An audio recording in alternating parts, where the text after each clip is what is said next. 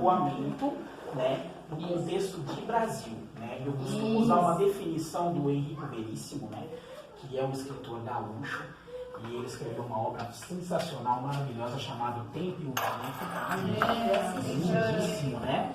E aí ele vai abordar a perspectiva de transformação da ocupação do local a partir das pessoas, mas ele começa, né, com uma frase, um poema muito bonito. Eu não vou saber recitar o poema aqui, né, mas ele fala algo no sentido de que as pessoas passam, os contextos mudam, as línguas se transformam, mas o território permanece. A terra permanece, né? E a terra, ela sempre vai ter a conotação que as pessoas dão a ela. Ela é interpretada a partir da ocupação humana, né? Mais ou menos é isso que ele quer expressar com esse prólogo, né? Então, o território, as fronteiras, os nomes, todos eles são coisas subjetivas, né? São todos eles coisas da mente humana. E a configuração do território, ela muda a partir da perspectiva da chegada do europeu, né? O que eu queria abordar aqui é o período pré-colonial, né, que são os povos nativos, depois a questão das missões, né, os 7 povos das missões, né, as disputas territoriais entre portugueses e espanhóis. Você tem aqui uma perspectiva, uma proposta de ocupação que ela é... Deixa eu só tirar aqui. Eu estou invertido aqui para me sentir. Então, assim, você tem uma proposta de colonização que é rompida. Você tem um rompimento com uma proposta, né, de povoamento, para depois que os portugueses vêm com outra proposta, que é a que nós conhecemos hoje, né? A destruição das missões, o porquê ocorre, né? E depois aí, consequentemente, com essa nova proposta que parte lá do século XVIII, com o Marquês de Pombal, né? Chegada de italianos, açorianos, alemães, pessoas também de outras regiões do Brasil que vêm povoar, como eu estava dizendo para ela no início, né? O Rio Grande do Sul ele tem um povoamento muito recente, o sul do Brasil como um todo, mas o Rio Grande do Sul em específico, se comparado a outras regiões do Brasil. Um exemplo que alguns historiadores costumam usar é que enquanto no Nordeste você já tinha missas polifônicas, né? Você já tinha canto gregoriano polifônico, você já tinha diversas coisas, você já tinha lá, por exemplo, os holandeses estavam no primeiro observatório espacial do hemisfério sul do planeta, lá em Olinda. O sul do Brasil, o Rio Grande do Sul, era deserto, era praticamente desabitado. Né? Você tinha os 7 povos das missões, um povoamento português clandestino, entre aspas, no litoral, e o resto do território. Então, é um povoamento muito recente. Isso, é um povoamento muito recente, se você partir da perspectiva do restante do Brasil, porém muito conturbado, né? O impacto populacional é muito forte a partir do final do século XVIII e os conflitos são muito presentes na região, e um pouco mais para frente a gente vai estudar o porquê, nas questões de fronteiras, as atividades econômicas e, por fim, o que vai combinar nessa diferença toda com o restante do Brasil, que é a Guerra dos Farrapos, e posteriormente com Getúlio e a Revolução de 30, que a gente só dá uma passada para entender algumas coisas, tá? Bom, aqui no começo, né, só para nós entendermos como o Rio Grande do Sul já tem um contexto diferenciado do restante do Brasil, eu trouxe um pouquinho de como era a ocupação humana no território que hoje vem a ser o Brasil, anterior à chegada dos portugueses, ou no momento que os portugueses chegam, né? Nós temos aqui, o Brasil era todo povoado, algumas estimativas vão dizer que existiam mais de 8 milhões de pessoas vivendo aqui, né? Alguns indícios arqueológicos vão indicar que essa região já era ocupada há mais de 40 mil anos pela presença humana. Né? No Rio Grande do Sul, os primeiros vestígios arqueológicos são de 12 mil anos, né? Então o território ele era povoado, né? Extremamente povoado. Em toda a faixa litorânea do Brasil, nós temos os povos do tronco étnico, linguístico tupi, né? Os tupi-guaranis, tupinambás, os carijós, os potiguaras, os tabajaras, né?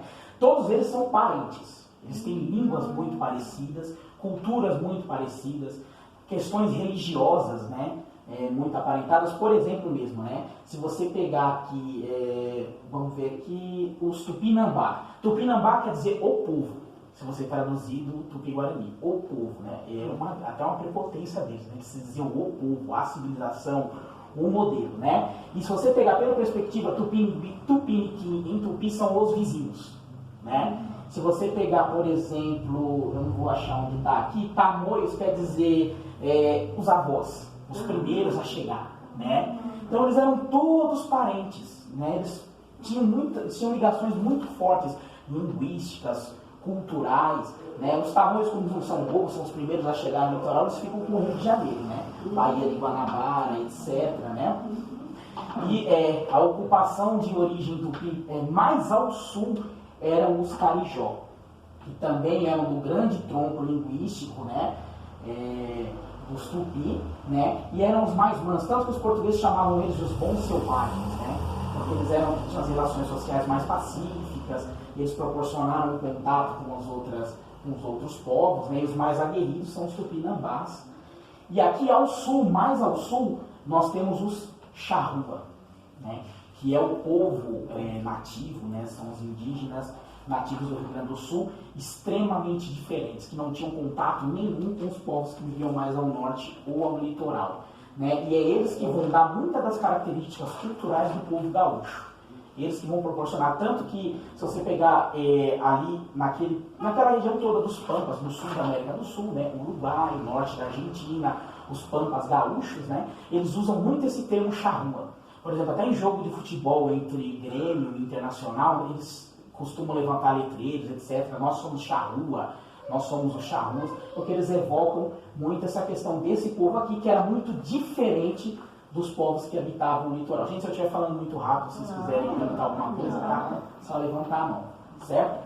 E para os tupis, né, todos esses povos que não falavam, que não pertenciam a essa grande família, esse grande tronco linguístico, né, que se chama aí de os nativos brasileiros por excelência, né, eram chamados de bárbaros, né? Eles tinham o termo de tapuia, né? Tapuia quer dizer os outros, os bárbaros, os que não são da gente, não tem uma tradução clara, né? Então, se você pegasse um tupi aqui, um carijó, por exemplo, eles chamam os charruas desse termo, né? Eles iam chamar do termo os outros, né? Então, como eu falei, né, já era muito povoado, né? Os tupis que formavam o maior grupo étnico-linguístico, né? Grupos aparentados em vários aspectos, porém não iguais, né?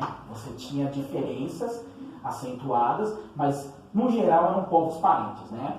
E eles chamavam de tapuias. Se você pegasse lá qualquer um desses povos, eles iam chamar os charrua, os minuanos, de tapuia, né?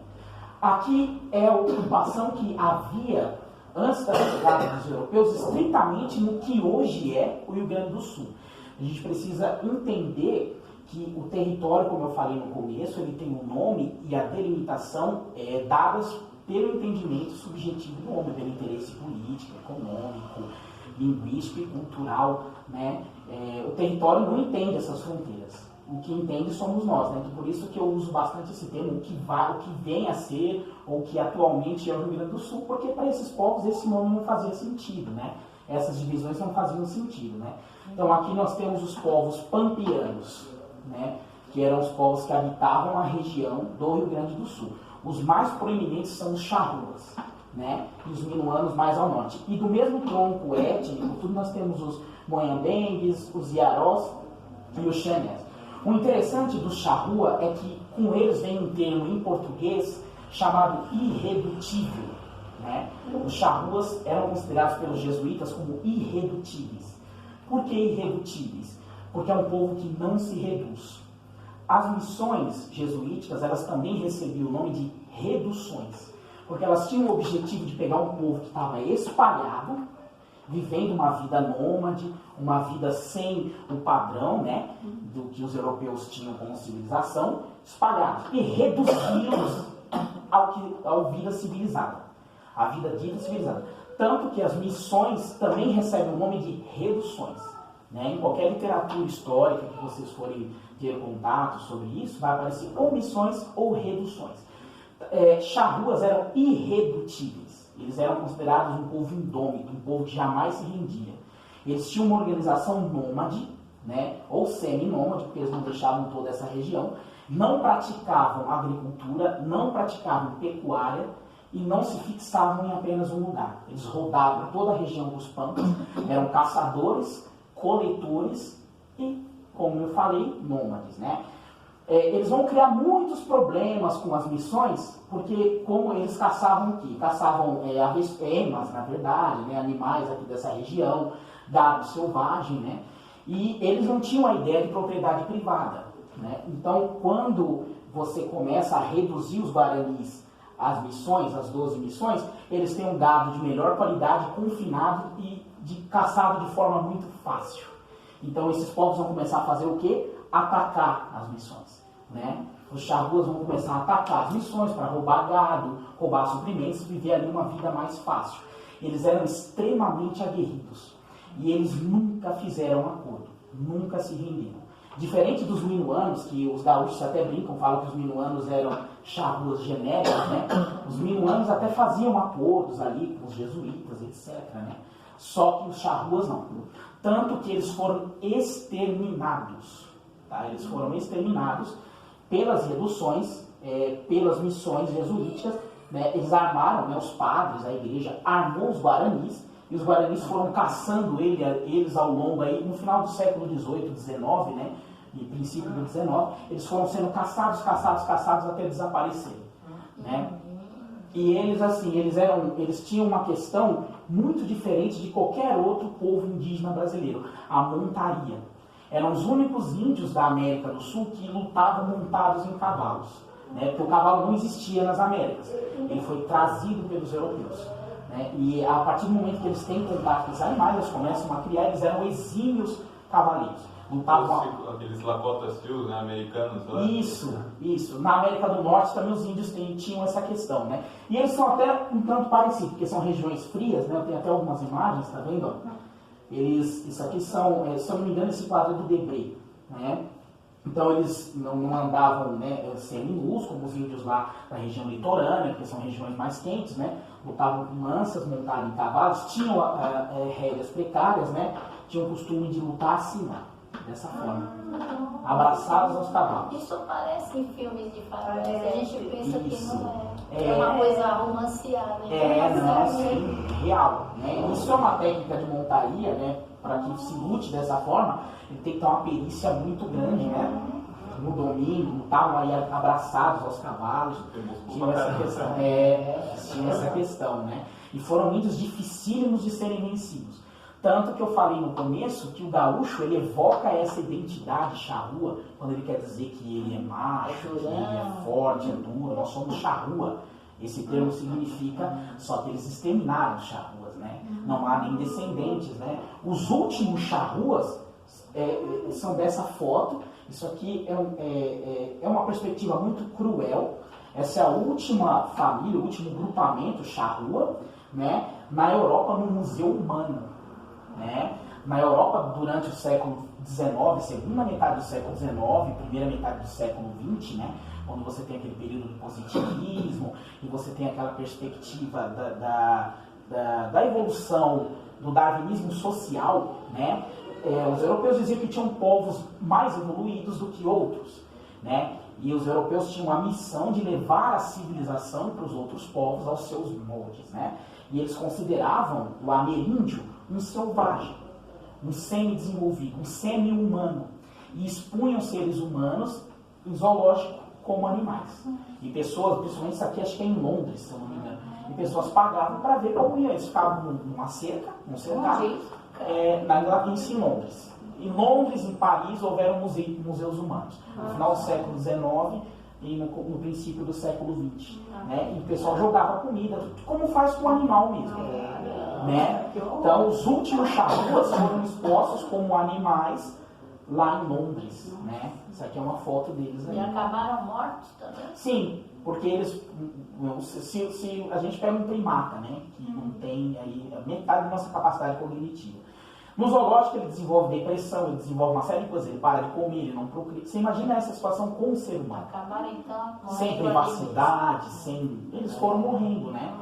Havendo mais jovem aqui e tudo, sem deixar descendência. E é interessante como a história, ela é uma construção da perspectiva de quem quer criar identidade, né? Os gaúchos querem se identificar com os Charrúas, mas eles foram exterminados pelos interesses desse modo de sociedade que vigora no Rio Grande do Sul, grandes latifúndios, grandes fazendas, etc. Né? Então, voltando aqui, nós temos também, aqui no oeste, né, onde se formou posteriormente a isso aqui, os 12 povos das missões. Por que os jesuítas foram tão bem sucedidos em reduzir os guaranis? Porque os guaranis já eram agricultores. Eles já eram afeitos ao trabalho coletivo, já eram afeitos ao arado da terra. Eles só não tinham essa questão de produzir em grande quantidade para que a comida fosse vendida como comércio, né? Como produto, na verdade. Eles não tinham a perspectiva do comércio, mas os guaranis já tinham essa perspectiva de trabalho coletivo, trabalho na terra. Os pampianos, os chamados povos pampianos, não. Então você tem a partir daí um contexto muito específico no Rio Grande do Sul. Né? Tanto que alguns, tem o Eduardo Bueno, que é um jornalista que escreve muito sobre história, eu gosto muito dele, né? Que ele brinca que o Brasil, por excelência, só vem até o Vale do Paraíba. Até o Vale do Paraíba é o Brasil por excelência. Do Vale do Paraíba para baixo, desde a pré-história, desde o período pré-colonial, o Sul é muito diferente. Tem um contexto muito diferente. E o que vai identificar esse contexto diferente dessa forma são as condições do território, né? Os povos que ali habitavam, tudo isso influencia como essa sociedade se organizava posteriormente. Né? E nós temos também aqui um outro povo que também não deixou vestígios, que são os Gês, né? Que era um outro tronco linguístico, que foram exterminados aqui pelos guaranis nessa perspectiva do povoamento jesuítico, né? Das reduções dos 12 povos das missões.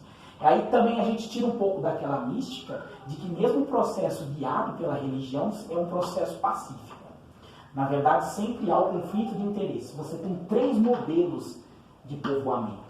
Você tem nômades, caçadores, coletores, você tem povos que praticam agricultura e você tem povos que vivem aqui basicamente da pesca e de uma agricultura um pouco diferente, produzindo outras coisas, com mais contato aqui com o litoral, né?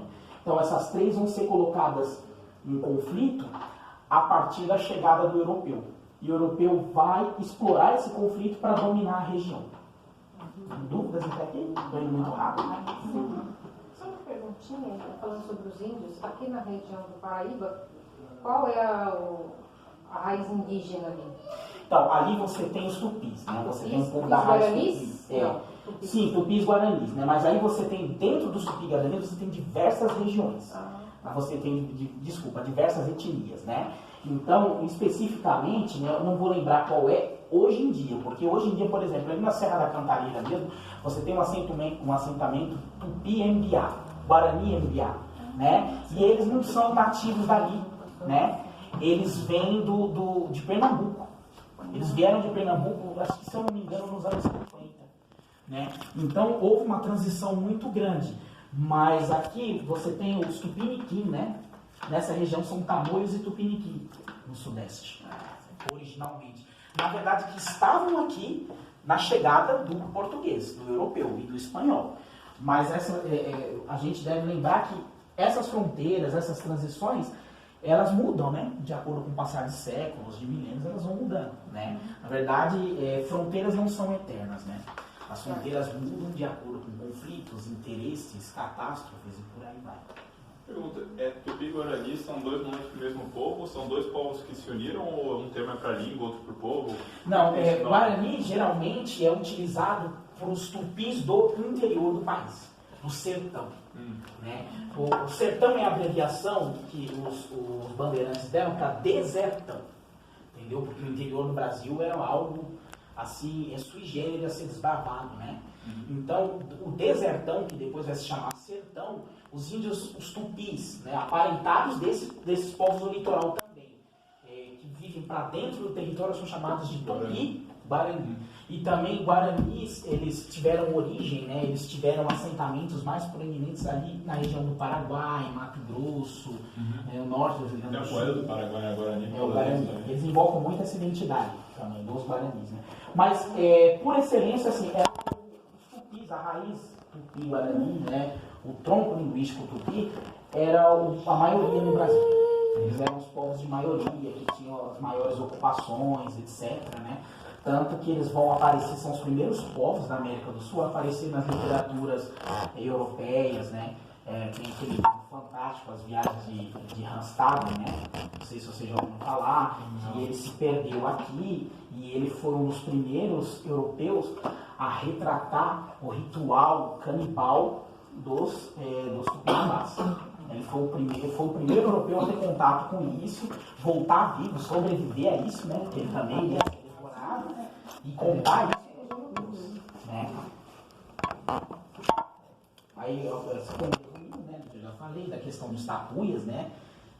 Da questão dos Guarani, os tupis, na verdade, chamarem todos os que não são tupis de tapuias, né? O significado dos charruas, né?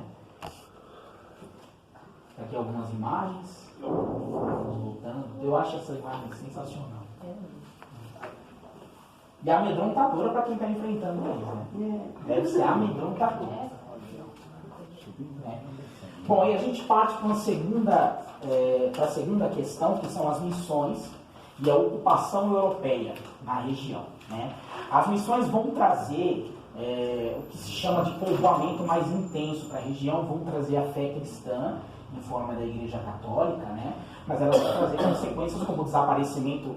Só que assim, eu não estou fazendo de forma linear, tá? Eu estou indo e voltando, porque o que eu narrei da questão mesmo do extermínio, né, dos charruas, dos minuanos, isso já é começo do século XIX, né? Então aqui eu estou voltando lá para o começo, né?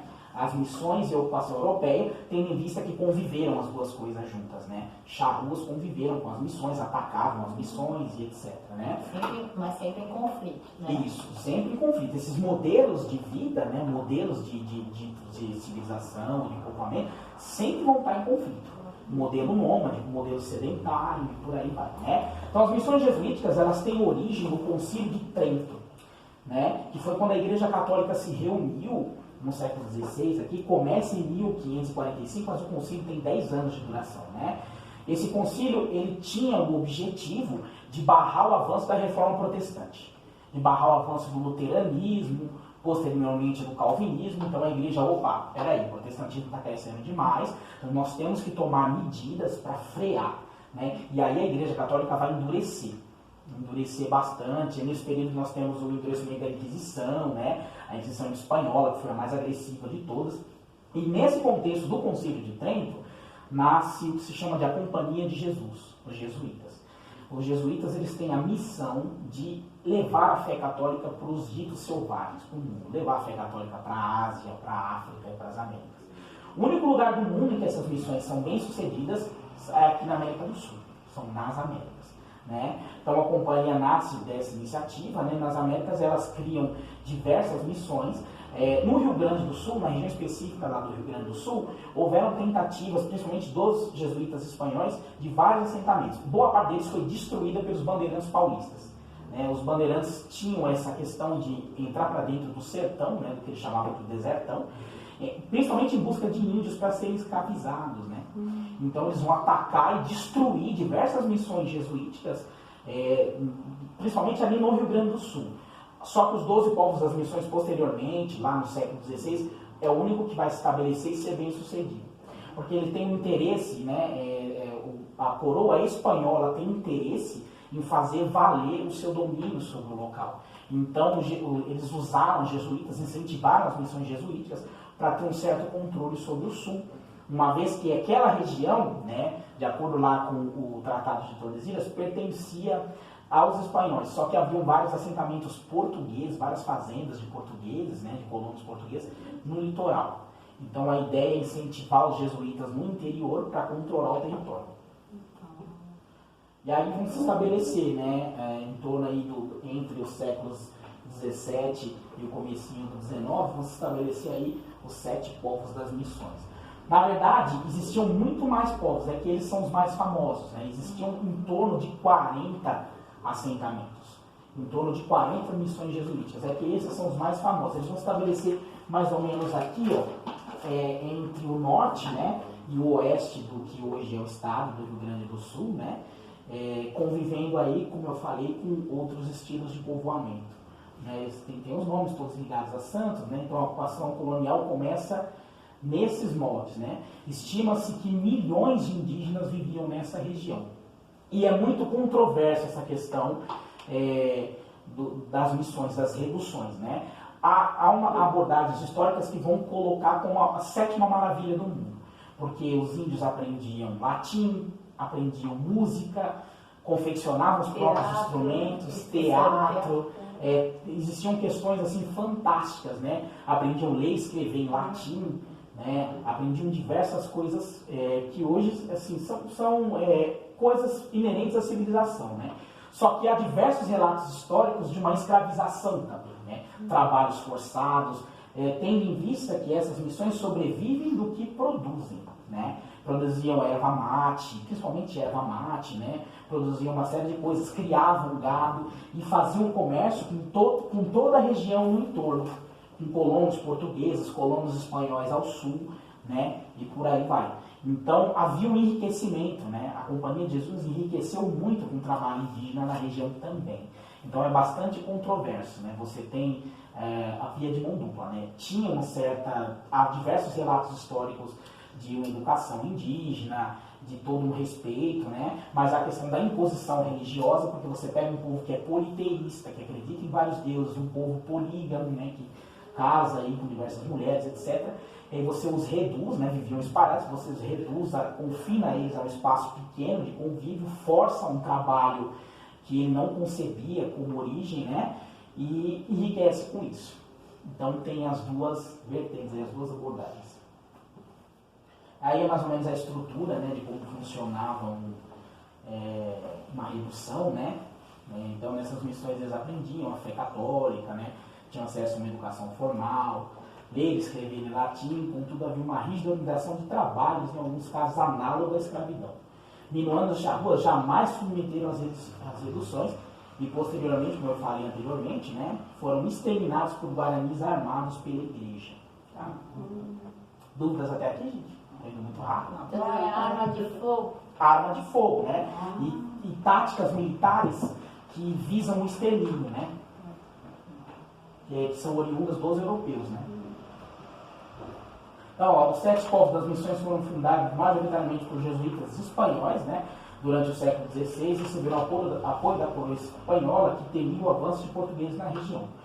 As missões sofriam diversas tentativas de ataque por parte de bandeirantes paulistas que buscavam indígenas para escravizar, né? Diversas disputas pelo domínio da região levaram as coroas de Portugal e Espanha a estabelecerem a troca de territórios, né?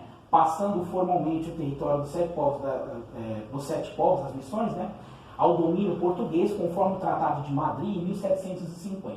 Então nós temos um período, né, que chama União das Coroas Ibéricas. Esse período vai acontecer no século XVII. Você tinha lá bem determinadinho lá o Tratado de Tordesilhas, o que era de Portugal e o que era da Espanha. Quando as coroas se unem, esse território não existe, essa divisão não existe mais, porque a Espanha é o dominador de toda a América. Então, colonos portugueses vão adentrar para dentro do território e vão começar a povoar diversas regiões. Quando as coroas se separam, fica confuso. O que é de quem? E o Sul vai sofrer muito com essa questão, né? E você começa a ter uma série de conflitos. De quem que é essa região? Os portugueses se declaravam detentores da colônia do Sacramento, que hoje é o Uruguai, né? Só que majoritariamente na colônia do Sacramento se fala espanhol, né? Você tem uma cultura toda voltada à colonização espanhola, né? E os 7 povos das missões já tinham uma ocupação portuguesa maior do que espanhola. Então o Tratado de Madrid, para evitar uma guerra, determina o que é português e o que é espanhol. E eles fazem uma troca formal. A gente entrega para a Espanha a colônia do Sacramento, que virá a ser o Uruguai, e a Espanha nos entrega os 7 povos das missões. Então fazem essa troca formal e a coroa portuguesa começa, né, a incentivar a imigração de colonos portugueses para dentro do território do que virá a ser o Rio Grande do Sul. Só que aí você tem aqui nesse período um homem, né, o Marquês de Pombal, que é chamado Déspota Esclarecido, né, que ele é o primeiro-ministro de Portugal, né, um homem que governou Portugal com mãos de ferro, né, impôs diversas reformas, e ele odiava os jesuítas. Ele tinha ódio mortal dos jesuítas, e ele começou a espalhar, né, por uma rede de desinformantes, na verdade, né, diversas calúnias e informações conflitantes sobre os jesuítas, que eles escravizavam índios, uma série de coisas, né, que eles eram conspiradores contra o Império Português. né? E aí ele vai começar a incentivar a expulsão de todos os jesuítas de dentro dos territórios que são de Portugal, que é o que acontece com essa região. Os povos são expulsos, né? Eles recebem ordem de serem expulsos, os espanhóis os chamam, né? Ó, vocês têm que adentrar, vocês têm que desmanchar os assentamentos que existem dentro dos 7 povos das missões e migrarem para a terra espanhola. Só que eles se negam, né? Indígenas se negam, porque estão ali há mais de 2 séculos, né? Eles se negam, os jesuítas se negam, e há um massacre, né? Promovido por colonos portugueses. Há um massacre que é um dos piores episódios da história do Rio Grande do Sul, né? Chamado a Guerra Guaranítica, né? Que você tem colonos portugueses contra colonos espanhóis, né? Todos eles atacando uns aos outros e atacando os assentamentos. E aí os assentamentos são dizimados, destruídos. E essa parte dos 7 povos das missões era contada até pouco tempo atrás na história como algo separado da história do Rio Grande do Sul, porque deixou muito pouco legado, né? Deixou muito pouco legado linguístico, cultural, porque eles foram dizimados e destruídos, né? Como eu falei no começo, a história do Rio Grande é uma história mais recente, porém muito mais violenta. A região sempre foi muito conturbada, né? O sul da América do Sul. Aí eu trouxe algumas fotos, né? Foto até de turistas na região, que poucas coisas que sobraram, vestígios, né? Ruínas, na verdade, desses assentamentos, né? Igrejas, tudo, os 7 povos das missões, lugares belíssimos, né? Até os pampas no Rio Grande do Sul, né? Mais ou menos a estrutura de como funcionava. É bem espanhol isso aqui, tá? Em Madrid, mesmo se você pegar imagens lá de Madrid, de Barcelona, todos os centros têm essas praças abertas aqui, né? Isso é uma proposta de colonização bem europeia. Cidades como Lima, no Peru, Buenos Aires, também tem praças abertas assim. Geralmente tem o obelisco aqui, né? No meio, é sempre assim. Bom, aí vem a questão da imigração europeia, né? Quando você destrói, quando os portugueses destroem aquela proposta de ocupação dos jesuítas, indígenas, etc., né? Começa a questão de dar uma atividade econômica local e atrair gente para aquela região, para que não se perdesse o território. Se o território não é povoado, né, ele seria povoado por colonos espanhóis, e aí Portugal não conseguiria garantir a posse. Então, um incentivo de gente de todas as outras colônias, de todas as outras províncias, para que venham para o Rio Grande do Sul, eles começam a trazer primeiramente uma leva de açorianos, né? A primeira leva de açorianos, eu coloquei aqui, foi em 1758, 60 casais. 60 casais das Ilhas dos Açores foram trazidos com várias promessas, né? Promessa de isenção de imposto, isenção de serviço militar, terras abundantes, etc. Tudo mentira. Eles foram enganados, chegaram, não tinha nada, né? Que era uma prática comum, né? Desses movimentos de imigração forçada, era prometer mundos e fundos que não aconteciam, né? Se eu não me engano, a única coroa desses grandes impérios coloniais que cumpria esse tipo de promessa aos colonos era a Inglaterra. O resto, né? Então aí você tem as primeiras famílias chegando aqui em 1758, né? Essa cultura açoriana, principalmente nas vestes, vai influenciar muito nos costumes do que se chama hoje do povo gaúcho do Rio Grande do Sul, né? Eles têm muito dos açorianos, inclusive alguns vão dizer até no sotaque, etc., né? Porque são as ondas de imigração mais proeminentes, né? Aí o pessoal acha, né, associa muito aos alemães. Não, porque eles foram colonizados, mas os alemães começam a chegar só no século XIX, né? E eles vão criar colônias, alguns não, né? Mas vários, eles vieram basicamente da Bavária, né? De uma região específica, por isso que eles são tão caricatos, né? O pessoal acha que toda a cultura alemã é dessa forma, com essas vestes. Só que o alemão mesmo se diferencia bastante dos bavarianos. O bavariano é o gaúcho isso, né? Porque aí você tem a questão, na Europa, os bávaros, eles permaneceram muito tempo dentro do Império Austro-Húngaro, né? E eles têm uma ligação muito forte com povos eslavos, né? Então você cria uma identidade cultural diferenciada. Então, basicamente, esses imigrantes, em 1824, a primeira leva com 39 imigrantes alemães. Eu acho que um movimento de independência muito forte lá, falando nisso. Isso, movimentos regionalistas, né? Mas esses caras, eles vão criar colônias muito isoladas, com uma cultura basicamente alemã, né? E alguns deles só vão passar a falar português no século XX, tipo ontem, na época da Segunda Guerra Mundial. Alguns dessas colônias, eles falavam em alemão. casavam entre si, etc. Então a contribuição deles é grande, mas não como se pensa, né? Não tão grande como se pensa. E aí na Serra Gaúcha e na Serra Catarinense, né? Tem uma imagem aqui do fatídica Copa do Mundo no Brasil, que a gente nem precisa lembrar do que aconteceu, né? Mas essa identidade desses colonos, elas são basicamente bávaras, tá? Da Bavária. E os italianos que só chegam no final do século XIX, né? Entre 80 a 100 mil italianos foram introduzidos no Rio Grande do Sul. Né? E o pessoal também costuma associar muito que a formação cultural deles é de italianos com alemães, mas vieram mais italianos para São Paulo do que para o Sul. Né?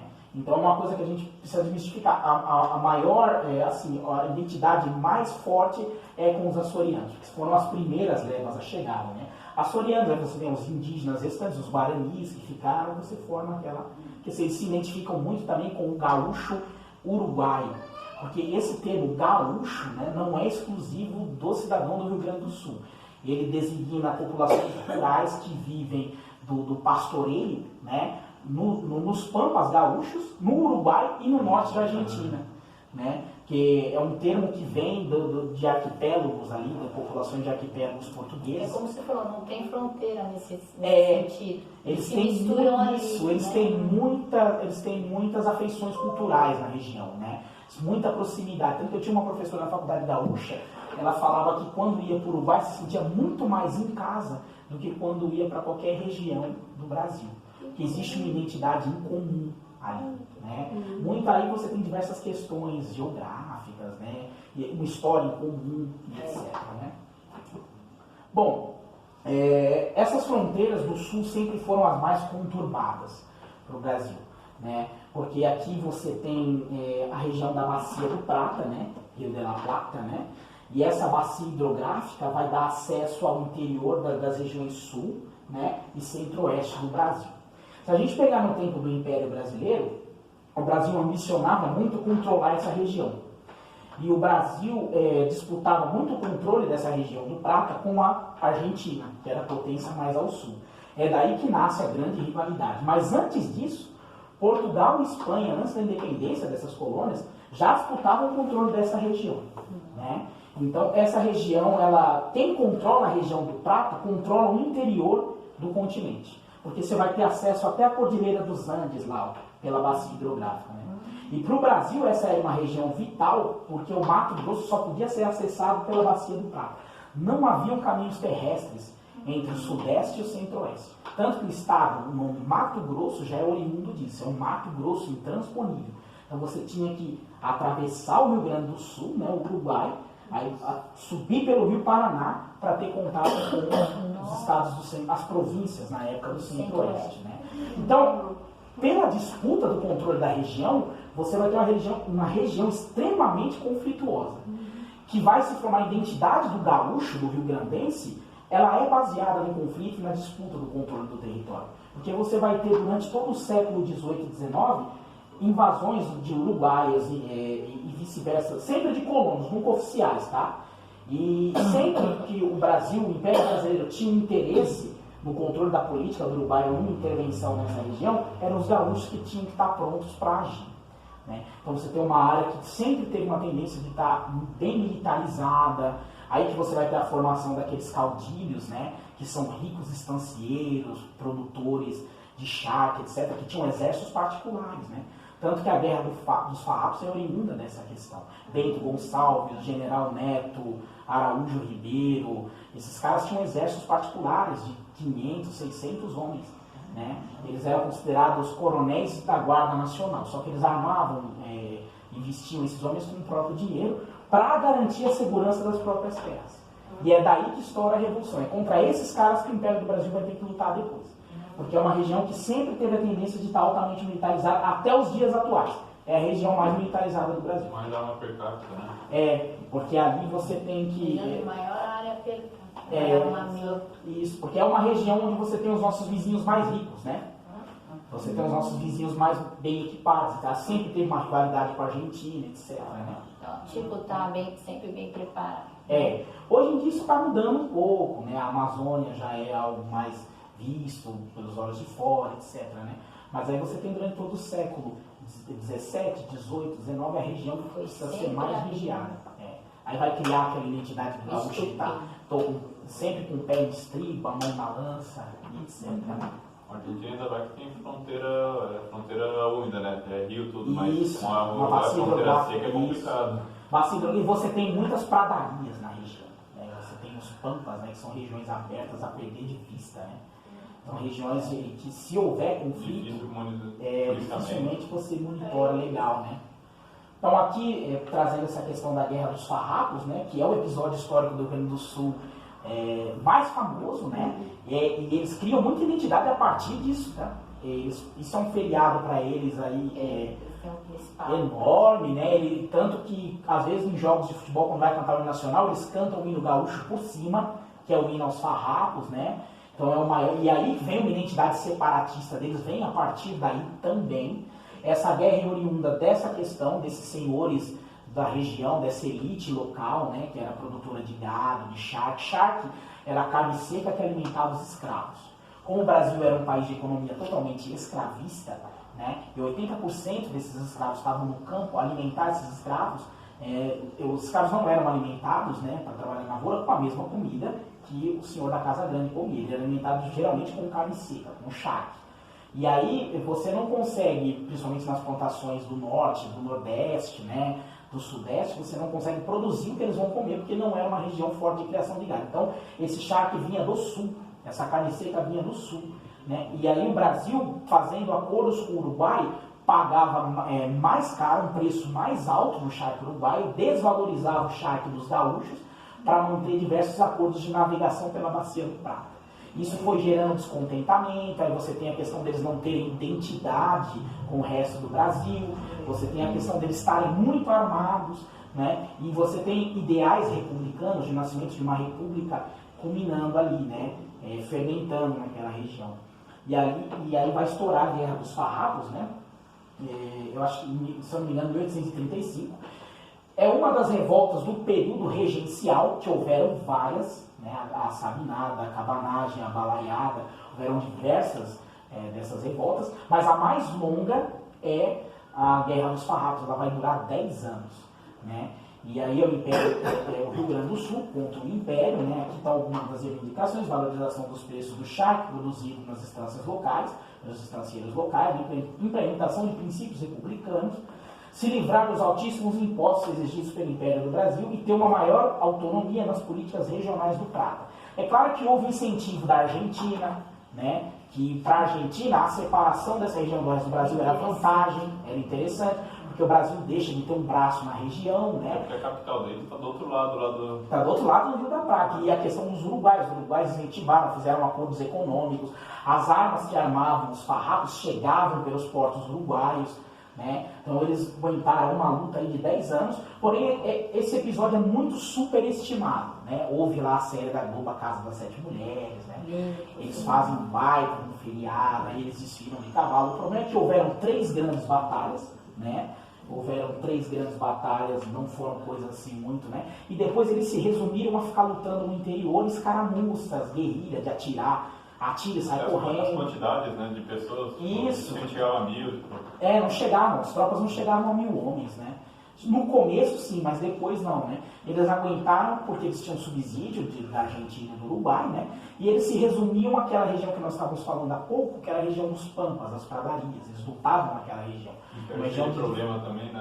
Tudo quanto é lugar. Então. E aí o Império também demorava muito para conseguir responder, pela falta de linhas férreas, né? Para as tropas chegarem mais rápido.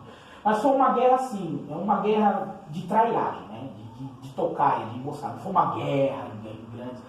E eles nunca conseguiram conquistar nenhuma das grandes cidades, nem Pelotas, nem Rio Grande, nem Porto Alegre. E a população de Porto Alegre na época era totalmente fiel e leal ao Império. Eles não queriam se juntar aos farrapos, né? E hoje eles comemoram como o maior dos feriados, né? Eles se amam, os farrapos, etc. Né? Mas eles nunca conseguiram dominar nenhuma grande cidade. Eles declararam uma república, né? Na qual Bento Gonçalves, o principal líder, foi o presidente durante 8 anos, né? Depois ele se afastou, etc. Né? Era o mais estancieiro, o homem mais o homem mais importante, o líder da Revolução, o presidente da República Rio-Grandense, eles criaram uma república, né? Aí veio também o general Neto, que depois também lutou na Guerra do Paraguai, né? Era um exílio militar, gaúcho também, eles eram os dois principais líderes da Revolução da Guerra dos Farrapos, né? E também um mercenário e revolucionário italiano, Giuseppe Garibaldi, né? E mesmo que tenham sido poucos feitos militares, mas alguns foram muito ousados, né? Eles são estudados pelas academias militares até hoje, né? Na tomada de Laguna, etc. E também uma das personagens mais interessantes da história do Brasil, que é a Rita Garibaldi, né? Que é uma heroína revolucionária aqui no Brasil e na Itália também. Na Itália ela é até muito mais reverenciada do que aqui no Brasil, né? Morre na Itália, lutando pela unificação italiana e pela expulsão dos Bourbon. Eu vou passar aqui, gente, porque acho que meu tempo já até estourou, né? Então a guerra dura 10 anos, né? De 35 a 45, é assinado a Paz do Poncho Verde, né? Aonde foi a única das revoltas do período regencial em que a elite que fez a guerra continuou no poder na região. Ninguém foi morto, ninguém foi destituído das suas terras, os grandes líderes, né? E aí havia um entrave, porque um dos líderes era a favor da abolição da escravidão, que era o general Neto.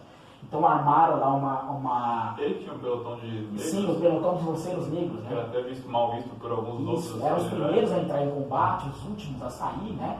Garantiam a retaguarda, e ele era a favor da abolição. Ele queria que a abolição fosse uma pauta da República do Rio Grandense, né? Como era um entrave das negociações de paz, porque o Império jamais ia admitir a abolição, eles armaram uma situação onde os negros foram dizimados, os pelotões negros foram estraçalhados pelas tropas do Império, e aí deixou de ser um problema, e a Paz do Poncho Verde foi assinada. Então, o governo se comprometeu a comprar o charque deles por um preço mais justo, manter eles no poder, dar mais autonomia, e eles se comprometeram a voltar a fazer parte do Império do Brasil, ou seja, acabou tudo em pinça, né? Diferente lá da cabanagem, onde a população foi toda amarrada dentro das cabanas e as tropas tocaram fogo, né?